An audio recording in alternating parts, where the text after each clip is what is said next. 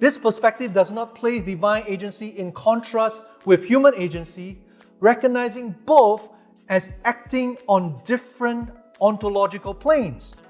A non-contrastive view sees God as wholly other, vastly different and beyond the limitations of created entities, thereby granting God's agency unlimited scope overall. As we have seen above, Proverbs affirm both a non-contrastive, divine and unlimited scope of divine agency that extends beyond God's act of creation. In a non-contrastive approach, human agents possess causal efficacy and can affect changes within the created order without diminishing divine agency. This offers an alternative to occasionalism by rejecting any necessity for divine magnitude to undermine human ability. Instead, divine greatness can coexist with empowered human agency, allowing humanity to act freely yet entirely dependent on God's creative power. This interrelation enables a harmonious view where divine and human actions are neither inversely proportional nor in opposition with each other.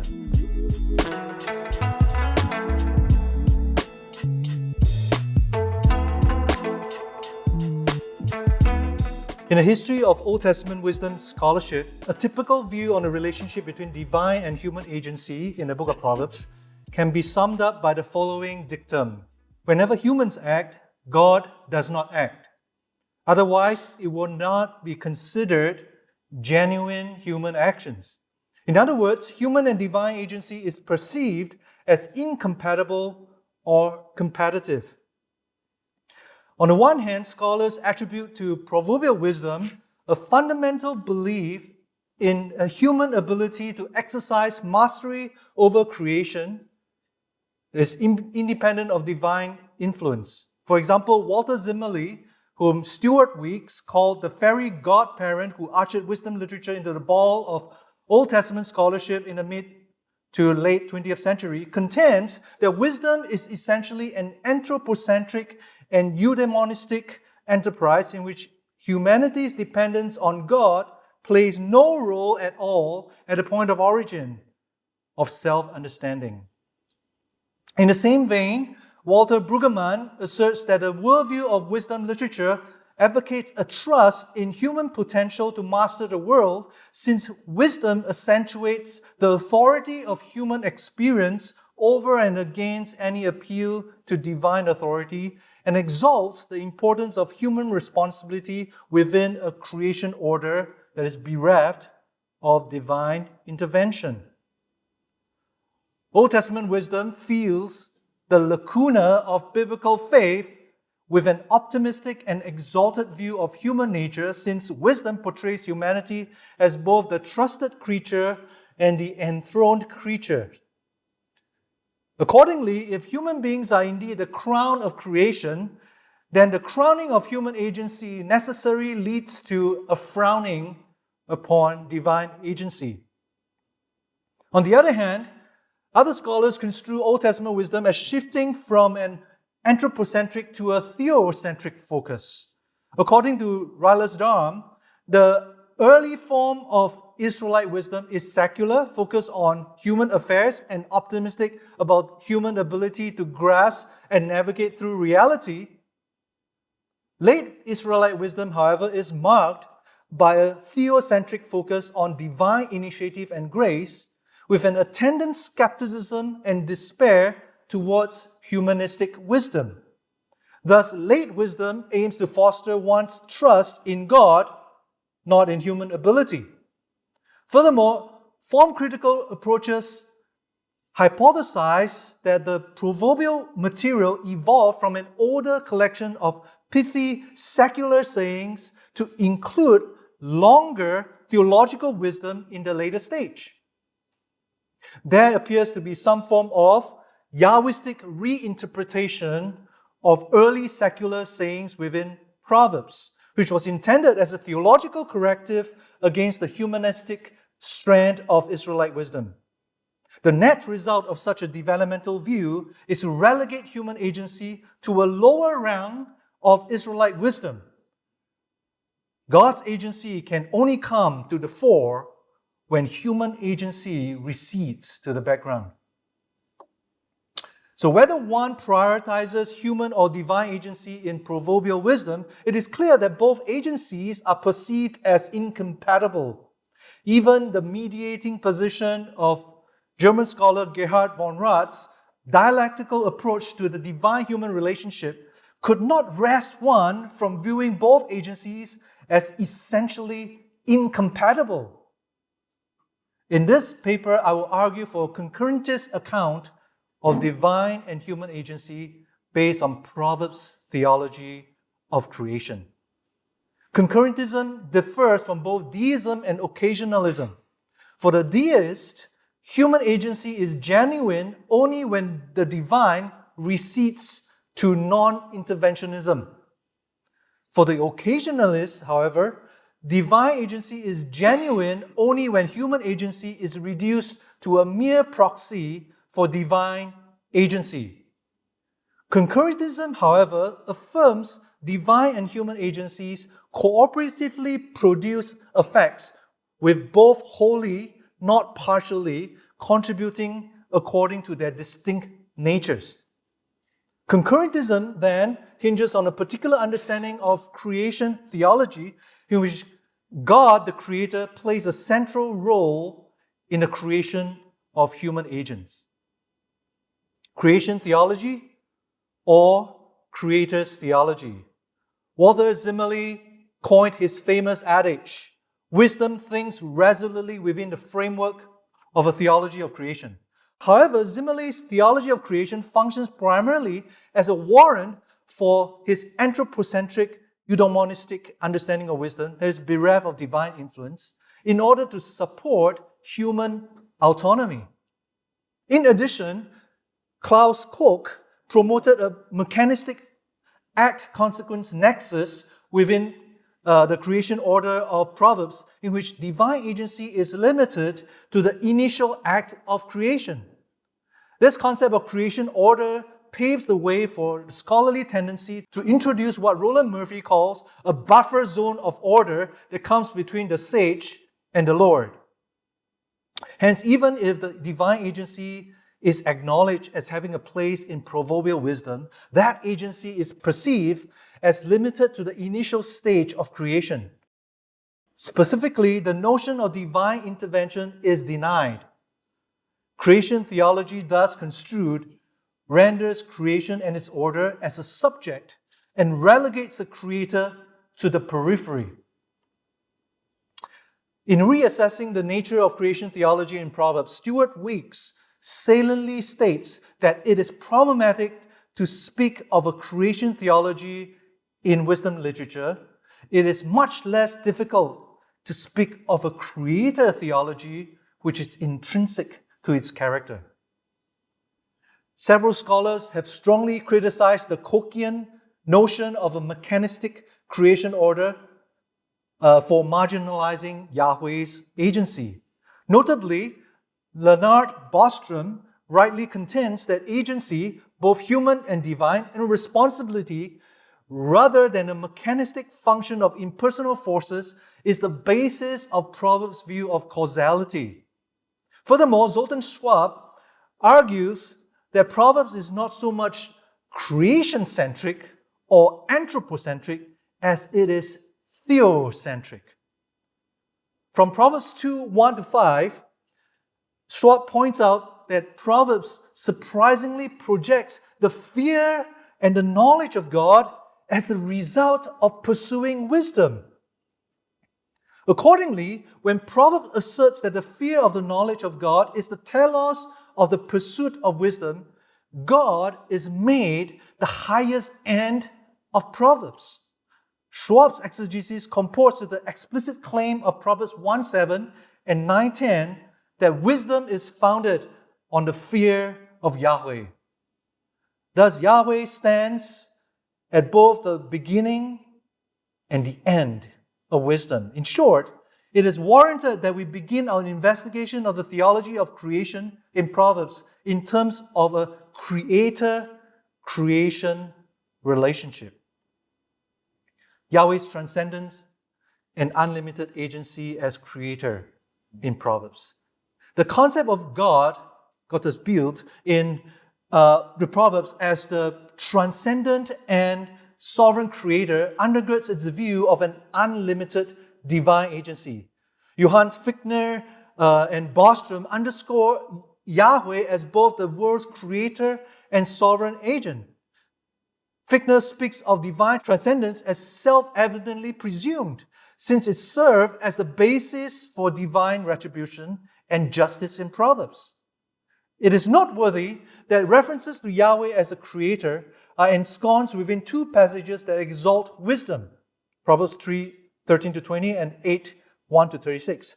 The abrupt shift of focus, or the abrupt grammatical shift from wisdom's self-predication to Yahweh in 3:19 and 8:22, because both verses transit the fronting of Yahweh at the initial position of the sentence, suggests the primacy of the creator over wisdom.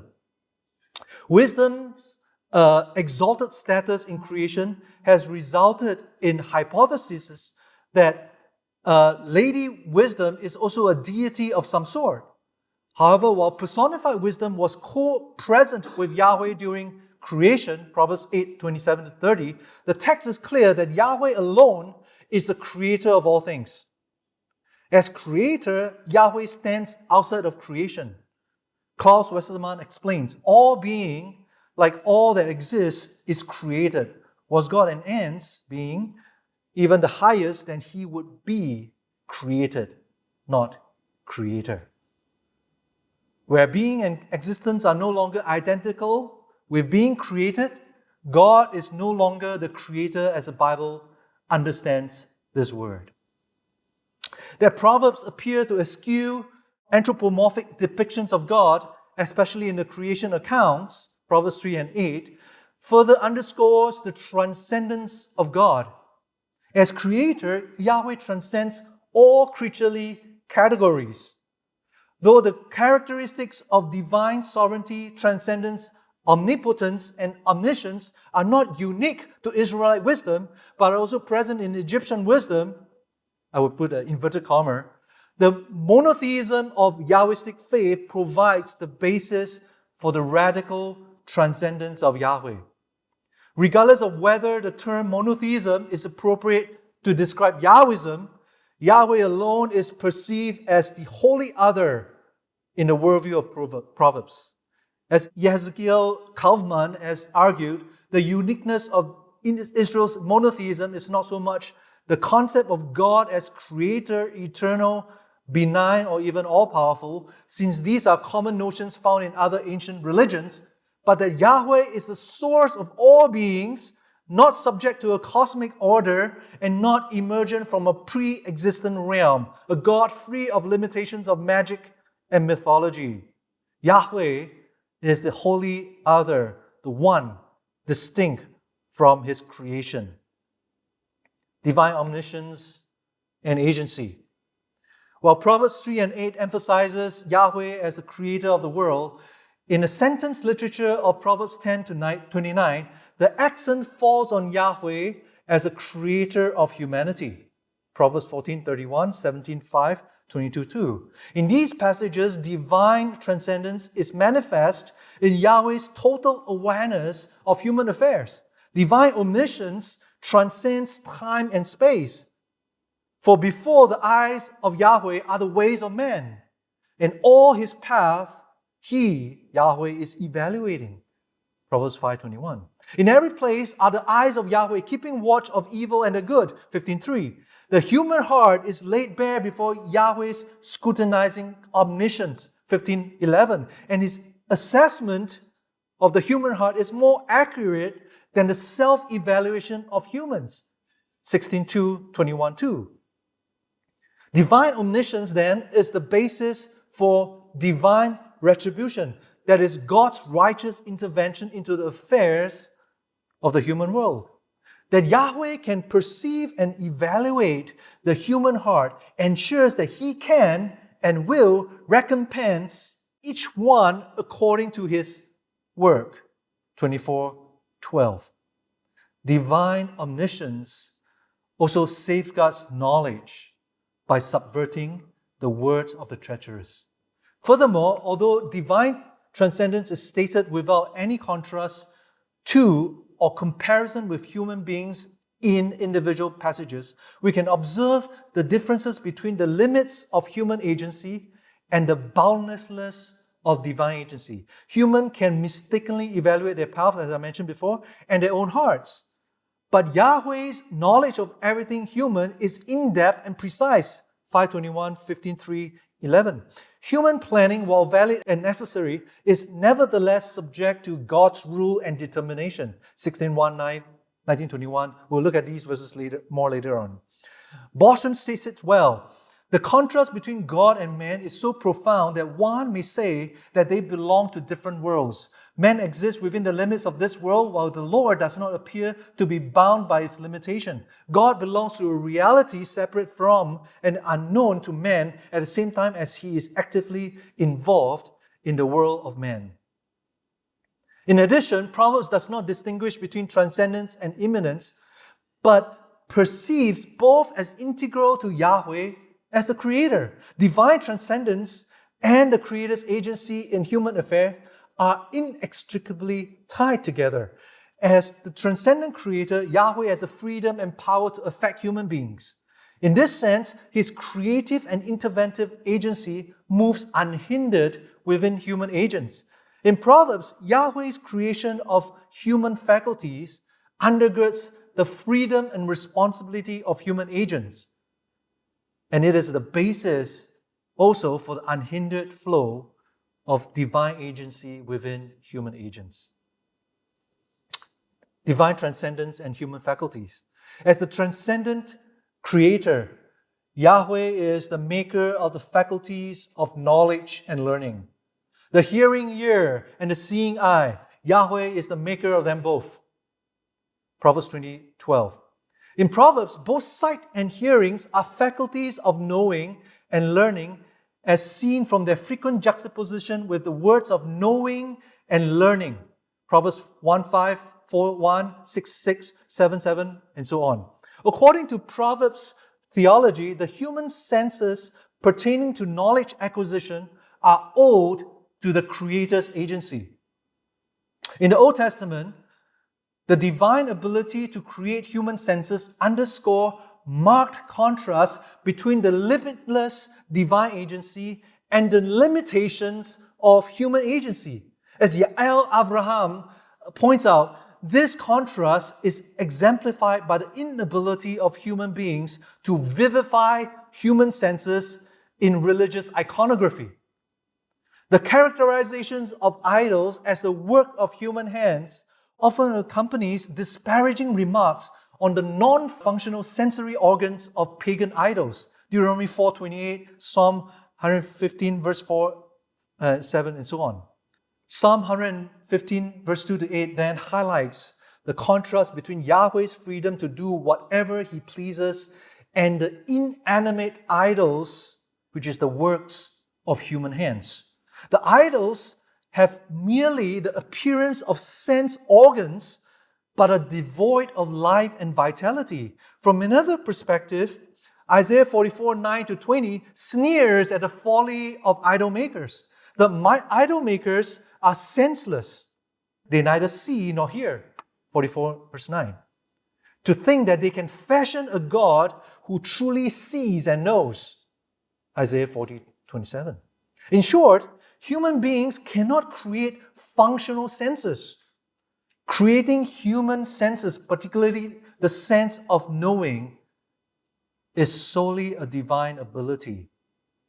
From this perspective, the freedom of human agents to exercise their faculties is caused by the Creator's agency.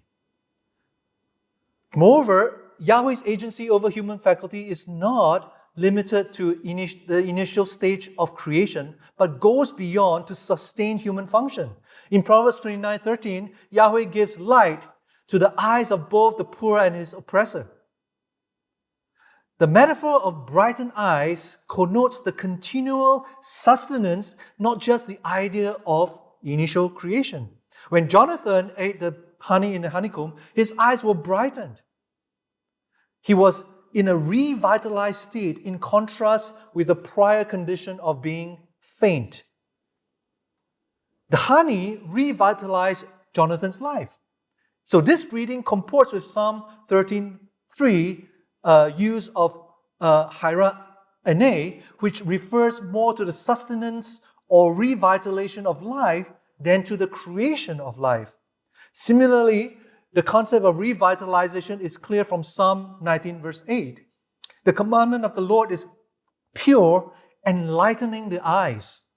In this way, Proverbs 29:13 speaks of the poor and oppressor as equal dependence on Yahweh's life-sustaining activity.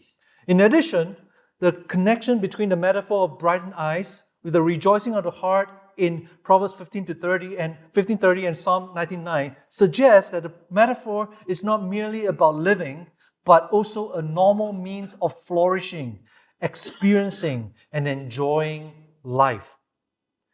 Therefore, Proverbs 29:13 considers Yahweh as a source of the normal function of human sight through which one can live and experience life. Secondly, in addition to the senses of perception, Proverbs affirms that Yahweh has control over human speech and cognition. Proverbs 16, verse 1, to man belongs the plans of heart, but from the Lord is the answer of the tongue. Bible commentaries usually acknowledge the sovereignty and control of God over human speech in Proverbs 16:1. Furthermore, Proverbs affirms the possibility of divine influence within human hearts. Proverbs 21:1, the heart of the king is a channel of water in the hands of Yahweh. He, Yahweh, turns it every way he desires. Proverbs 21:1 states that Yahweh is able to direct the hearts of kings in any way he wants, since the king's heart, where the human heart is the seedbed of cognition, resides in the hand of Yahweh. Divine and human action in concurrentist. Despite the acknowledgement of Yahweh's sovereignty and control of human faculties, the oppositional view of divine and human agency persists amongst Old Testament scholars, wisdom scholars. It is alleged that each stanza, for example, within the bicola Proverb 16:1, portrays an oppositional tension between divine and human agency.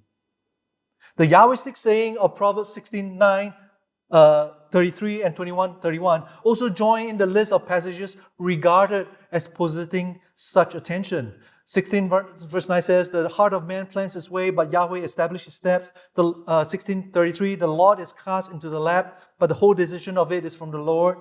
21:31, the horse is prepared for the day of battle, but to Yahweh belongs the victory. So scholars would posit a tension between the two halves of each of these proverbs. However, upon closer examination, the alleged tensions between the human and divine rest on two assumptions. Number one, that antithetical parallelisms connotes a contradiction or opposition between the bicolan sayings. And two, the priority of human potentials in non-Yahwistic sayings. Firstly, the grammatical and syntactical structure of antithetical poetic line does not necessarily connote an oppositional idea between the two lines. Jose Krasovac notes that though the fundamental character of an antithesis refers to two opposing elements that exclude each other in relation to a common idea, the term can also refer to merism, the contraposition of opposite concepts to denote the same idea. Antithetical parallelism can also connote the complementarity of contrasting ideas. Just as Marvin Pope notes, the antithesis is not in terms of contradiction, thesis and antithesis, but in opposite aspects of the same idea. Moreover, as Krasovak points out, antithetical contrasts between Yahweh and human beings are fundamental to the Hebrew Bible. Such an antithesis is primarily in the form of the verticality and radicality of Yahweh over the horizontality of human actions. Hence, the marked ontological contrast between Yahweh and humanity does not necessarily lead to an oppositional contrast between divine and human actions.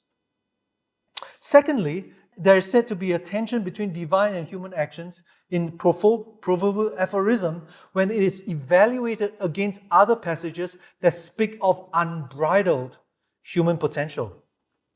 The implicit assumption here, however, is that human agency must be the starting point by which we should examine the relationship between divine and human agency. However, as we have seen above, such an assumption runs counter to Proverbs' priority of the Creator over creation. In contrast to the assertion that Yahwistic sayings like Proverbs 16:1, 16:9, 16:33, and 21:31 connotes an oppositional tension between divine and human agency, it is more plausible to read these passages as the actualization of limited human agency by divine agency. On the one hand, these passages affirm human agency's legitimacy and limitations. On the other hand, they affirm that divine power is needed to overcome the limits of human agency. These passages are compatible with the notions of divine supplementation of human agency, that God is remedying the deficiencies of created causes or taking their place when the created agency is inoperative. In Proverbs 16:1, Yahweh actualizes human speech, which began in the human heart. Proverbs 16:9 depicts Yahweh as the one who actualizes human planning by establishing one step. Similarly, the casting of the lot in Proverbs 16:33 is actualized in its purpose by Yahweh's decision. This is in line with the casting of lot as a divinely sanctioned means for discerning divine decisions. Leviticus 16:8, 9, Numbers 33:54. In the same vein, the emphasis of Proverbs 21:31 is that Yahweh alone grants victory by actualizing the intent of battle preparations. In short, divine and human actions can be taken as in concurrentist with one another. That is, where God's action is in some sense running together with or accompanying human actions. When there is a comparison of human and divine action, the emphasis is on God's unlimited agency and humanity's limited agency. The notion of divine concurrence finds further support when we consider instances when divine actions oppose human activities. While Proverbs generally does not set human and divine action in opposition to each other, divine action is commonly said to oppose wicked activities. Hence, Proverbs 22:12 states, "The eyes of Yahweh guard knowledge, but he subverts the words of the treacherous." Here, Yahweh's action does not actualize that of the wicked, but acts in opposition to it. Yahweh does not fulfill but thwarts the cravings of the wicked. Proverbs 10 verse 3. Yahweh does not maintain but tears down the house of the proud. 15 verse 25. In these cases, there is no correspondence between divine action and the action of the wicked. Therefore, there is a tacit assumption in Proverbs that whenever divine action concurs with human action and actualizes that which human agency is insufficient to accomplish, these human actions must occur in line with and not in opposition with God's will and purposes. Concurrentism in the Book of Proverbs. In contrast to deism and occasionalism, which pits human agency against divine agency and vice versa, concurrentism holds that both divine and human agency are genuine and efficacious, and that both cooperate together for the same effect. Concurrentism maintains that the dual agencies of God and human creatures are necessary to produce an effect in creation. The same effect, however, is contributed to wholly, not partially, by both divine and created agency, each according to its different ways. Since created agency is determined by divine power to exist and to possess a specific nature of a being, fire produces heat, not cold. Human beings are God's image bearers. As a secondary cause, created agency actualizes an effect by virtue of divine power and exercises its agency according to its nature.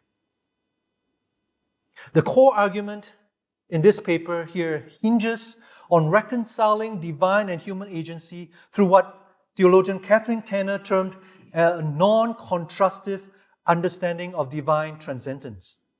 This perspective does not place divine agency in contrast with human agency, recognizing both as acting on different ontological planes. A non-contrastive view sees God as wholly other, vastly different and beyond the limitations of created entities, thereby granting God's agency unlimited scope overall. As we have seen above, Proverbs affirm both a non-contrastive, divine and unlimited scope of divine agency that extends beyond God's act of creation. In a non-contrastive approach, human agents possess causal efficacy and can affect changes within the created order without diminishing divine agency. This offers an alternative to occasionalism by rejecting any necessity for divine magnitude to undermine human ability. Instead, divine greatness can coexist with empowered human agency, allowing humanity to act freely, yet entirely dependent on God's creative power. This interrelation enables a harmonious view where divine and human actions are neither inversely proportional nor in opposition with each other. The non-Yahwistic proverbial saying that focus on human actions are not anomalies in a God-centered worldview properly anchored in a non-contrastive view of divine transcendence. Sentences that affirm the efficacy of human actions in the world and in gaining wisdom are coherent within a worldview that affirms the efficacies of both creative, that means divine, and created human agency. Secondly, unlike deism, which might suggest autonomous human agency, a non-contrastive viewpoint permits human freedom to remain dependent yet efficacious, considering divine and human agency function independently yet interrelate cohesively. This model counters Immanuel Kant's rejection of concurrentism by proposing that divine influence does not compromise human freedom, as divine action is not external but internal, originating from the Creator itself. This divine influence can occur without undermining human autonomy. In Proverbs, the assertion that the human senses of perceptions are created and endowed by Yahweh intimates that human ability is contingent on divine agency. As we have seen, the divine endowment of sensory ability is what gives human creatures the vitality of life. Divine agency is needed for the proper functioning of human existence. Hence, the exhortation to trust in Yahweh, Proverbs 3, 5-6, accords with divine creation and the nature of human beings as creatures with limited created efficacies. Thirdly, the relationship between divine and human actions is presented not as inversely related, but positively proportional. As humans move towards the divine will, the efficacy of divine agency in them is accentuated. Human achievements aligning with divine intentions reflect effective divine action, situating all progress towards human perfection within the framework of divine collaboration. This reframes the tension often assumed between divine and human actions, allowing for a shared path to fulfillment based on mutual functional potency. We have seen above that passages such as Proverbs 16:1, 9:33, and 21:31 do not depict an opposition between divine and human actions. Rather, these passages depict human actions as actualized by divine action. A non-contrastive view of divine transcendence helps us see how both unlimited divine agency and limited human agency can function together to affect the same result. Inasmuch as human actions correspond with the divine will, human agency is directly proportional to divine agency. In other words, the more human actions conform to the divine will, the more we can attribute to God His power to affect human agents. The effects that Yahweh actualizes are consonant with and not counter to His will, since not even the actions of the wicked are outside of His purposes. Moreover, Proverbs make numerous assertions about the close relationship between divine favor or displeasure and ethical behaviors, making the divine will the backdrop of what wisdom values or anathemizes. The point that human agency is directly proportional to divine agency is further evidenced by the observation that the efficacy of human action, success, is positively related to piety towards Yahweh. Commit your work to Yahweh and your plan will be established. Proverbs 16:3. In all your ways acknowledge Him and He will make your path straight. Proverbs 3:6. Honor Yahweh with your wealth and from the first of all your produce. Then your storehouses will be filled with sufficiently and your vats will burst forth with wine. Proverbs 3:9. In these passages, the efficacy of human actions, the strictness of one's path, the establishment of one's plan, and the filling of one's storehouse is attributed to one's piety. Such piety not only places accent on the need for human dependence on God, but also indicates that human efficacies can be directly attributed to God. In summary, this non-contrastive view of transcendence advocates for understanding of divine and human agency as compatible, even if enigma remains on the exact workings on the divine-human relationship. It posits a theological framework where both agencies exist on separate ontological planes without negating one another. Each cause retains sufficiency for its effects, enabling human actions to be discussed autonomously while acknowledging a penetrating divine agency or divine cause. While Proverbs does not delineate a systematic rationale for concurrentism, it is no coincidence that we find the notions of divine transcendence and unlimited divine agencies in co-location with an emphasis on human agency in the Book of Proverbs. From the theology and worldview of Proverbs, a non-contrastive divine transcendence is the raison d'etre of the compatibility of the Yahwistic and the anthropocentric sayings. The coherency of this God-centered worldview stands in contrast to previous scholars' attempt to integrate the divine and human from an anthropocentric starting point, i.e., wisdom as a human enterprise distinct from revelation. Attempts that tended towards a discordant relationship between divine and human agency. Conclusion. Proverbs 3:16 says, wisdom is a tree of life to those who lay hold of her. Those who hold her fast are called blessed. With desire-infused language, Proverbs 3:13-18 evokes the memory of Eden. Whereas the way, Derek, to the tree of life was barred from human reach in Genesis 3:24, the pursuit of wisdom in which her ways are ways of pleasantness, and all her paths are peace, leads one back to it. Whereas Eve wrongly desired the tree to make one wise, Genesis 3:6. The desire for wisdom of Proverbs leads one to a blessed life. In this way, wisdom revisions for humanity that the way back to the splendor of Eden is one in which humanity, the crown of creation, in all the majesty of divinely endowed agency, lives in perfect synchrony with every move of the God of creation. Instead of the folly of wearing the crown of a usurper, of a world ruled by a true sovereign, wisdom bestows a beautiful crown, Proverbs 4:9, on those who prize her.